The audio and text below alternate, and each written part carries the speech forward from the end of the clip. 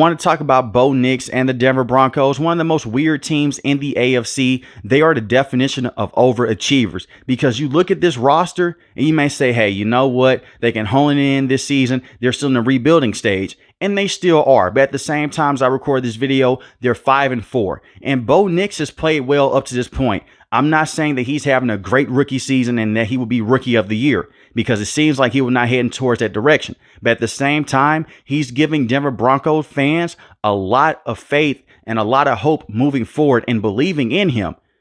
The last quarterback that they had that was a consistent starter on a week-to-week basis that looked very good was Russell Wilson. And that wasn't saying much. Now, last season, Russell Wilson was a solid quarterback, in my opinion. He had 26 passing touchdowns to 8 interceptions. The problem was they gave up so many draft picks to bring him in. They wanted a franchise quarterback, not a game manager. And him and Sean Payton, they didn't see eye to eye, more so with Sean Payton than Russell Wilson. So you go out there, you bring in Bo Nix. The reason why I say this was the worst situation for any rookie to go into, the lack of weapons. The offensive line has looked better over the last 4 to 5 weeks, because in the beginning point of the season, the offensive line, they were not good from a tackle to tackle standpoint. They have looked better now. Mike McGlinchey has been dealing with an injury for a good portion of this season. You have Garrett Bowles at the left tackle position. He's a very good player. I like Ben Powers a lot at the guard position. They have good players. But when I look at the playmakers and lack thereof, you have Courtland Sutton. You will never hear me say that Courtland Sutton is not a true number 1 wide receiver, because he is. But they don't have a deep threat that can go out there and take the top off the defense. And that's the one thing with Bo Nix. You question that in college. Can he push the football down the field repeatedly? He's done that in certain games this season. He did that against the Steelers. That's a tough defense. He did it a couple plays against the New Orleans Saints. Their defense at the point in time of the season, they looked okay.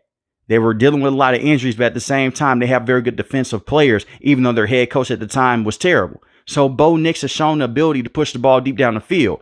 But besides Courtland Sutton, you have Lil Jordan Humphrey.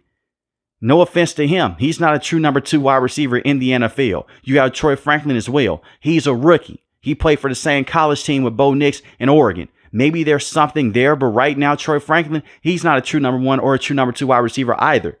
So really, Bo Nix is handcuffed in this system with Sean Payton, because you have a guy in Courtland Sutton. You double team him, it's only so much that he can do. And he is not known to go out there and complete separation and to go out there and get separation over and over again on a consistent basis. He's a 50-50 type of wide receiver. And that's not ideal in certain situations with Sean Payton.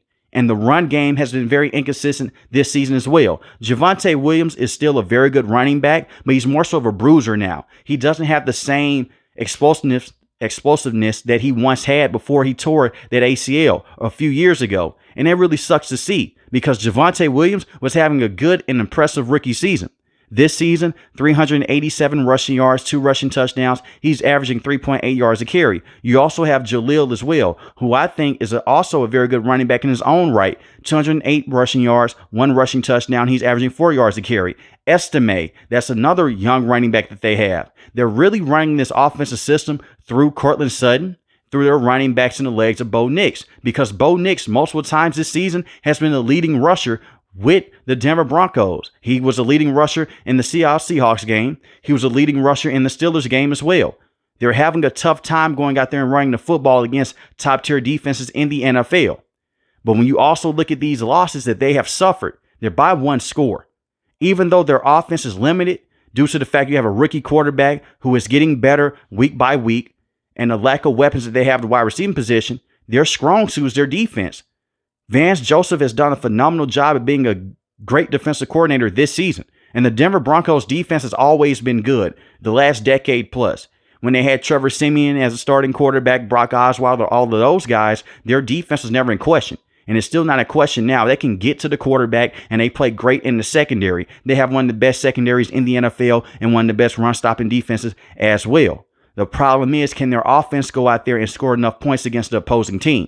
Because when I bring up those losses that they've suffered, they went out there against the Steelers. They lost to the Steelers in pretty tough fashion. Their defense played amazing in that game. They lost that game 13-6, and we could talk about the penalties on the Steelers. But at the same time, the Denver Broncos held them to 13 points. They suffered a loss against the Seattle Seahawks, 26-20, but they made Geno Smith's life hell. He had 2 interceptions in that game. The loss against the Los Angeles Chargers, First half of the game, it was ugly. In the second half, they started to come back in that game. And they also held the Chargers to just 23 points. They lost that game 23-16. When they went against the Baltimore Ravens, their defense did not have a good outing. That's a top-tier team in the NFL. And you did go against one of the worst passing defenses in the NFL, but these guys besides Courtland Sutton, they can't get open. I think the Denver Broncos are going to be an annoying team to beat on a week in and week out basis for the simple fact their defense is so good.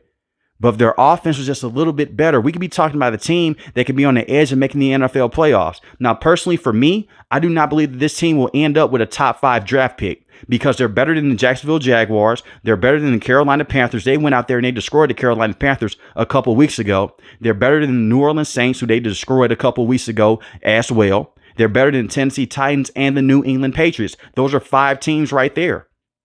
And I do believe that they will finish with at least 7 to 8 wins this season. So the possibility of going out there and getting Travis Hunter, I don't see it happening.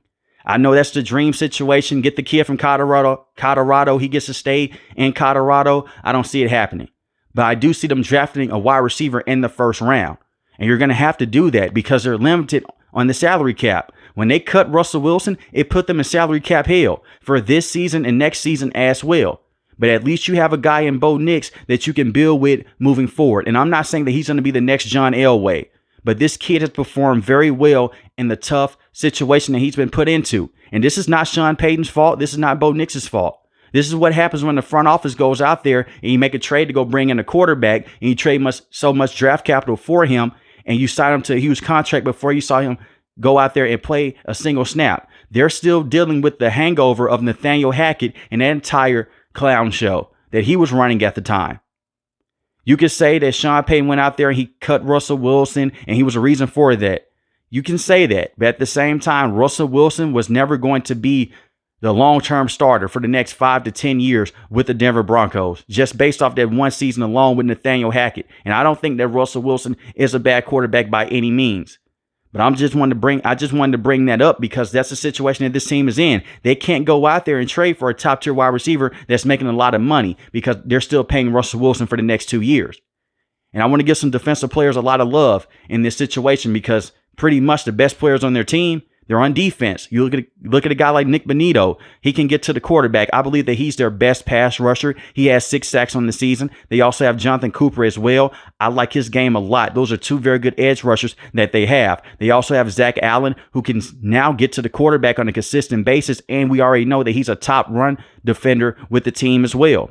I like DJ Jones a lot and John Franklin Myers. Their entire defensive line and front 7 is very good in terms of just stopping running backs from getting to the next level.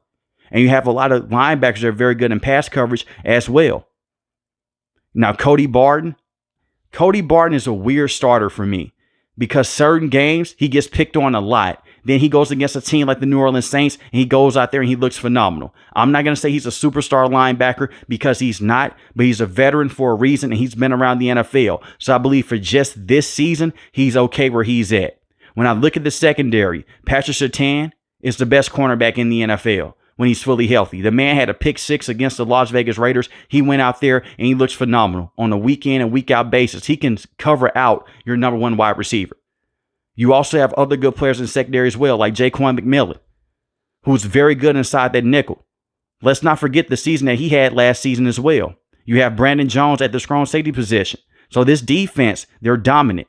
That's been the same song and dance with the Denver Broncos. But the reason why this feels different is because Bo Nix has shown the ability to go out there and look very good with subpar talent, besides having a guy like Courtland Sutton. I still have my questions about Sean Payton and this offense long term and his patience with the Denver Broncos, but we'll see if that can work out. Yes, they have beat a lot of bad football teams like the Las Vegas Raiders, Carolina Panthers, and the New Orleans Saints. But you guys know what I say on this channel. You can't help who you play. And that's the encouraging sign for the Denver Broncos because you can go out there and you can manhandle those type of teams. And you can manhandle teams that are hovering around 500 as well with your defense. The problem is when they go against top tier teams like the Baltimore Ravens, you're not going to be put into the best situation because you have to go out there and score upwards to over 25 points. Right now in Bo Nix's rookie season, they can't do that. But I do think long term, they'll be in a better situation. And don't sleep on the Denver Broncos, because they may go out there and upset some teams with this defense and with Bo Nix's ability to go out there and keep the play alive. But let me know in the comment section below, how do you guys feel about Bo Nix and the Denver Broncos so far in this season? If you're new to the channel, hit the subscribe button. If you like the video, hit the like button. Most importantly, want each and every last one of you guys stay safe, stay positive. Thanks for watching the video, guys. God bless. Peace.